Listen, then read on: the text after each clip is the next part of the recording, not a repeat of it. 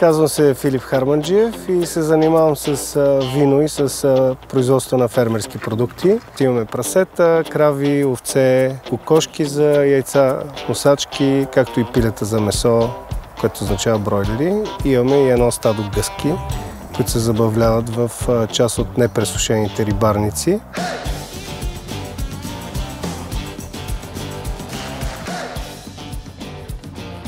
Животните се местят всеки ден или през 2-3 дена, но основното нещо е да се местят много често, за да бягат от паразитите.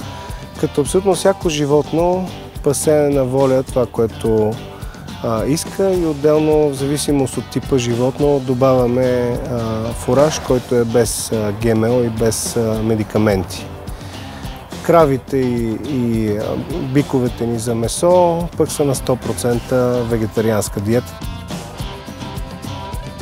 И се радвам да виждам как има запалени хора. Дори в момента имаме на посещение едни фермери, които искат да върват по стъпките на Салатин и идват да видят моя опит и колко бой съм изял междувременно.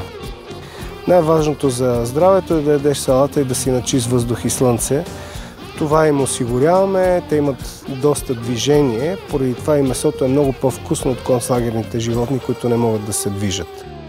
Карам Ford Ranger, който е работния кон, който минава абсолютно навсякъде тук, независимо дали пътя е с послан или пък с насъждение по него. Най-голямото ми удоволствие е, когато возя сина ми в карусерията и той се бие с някой приятел отзад.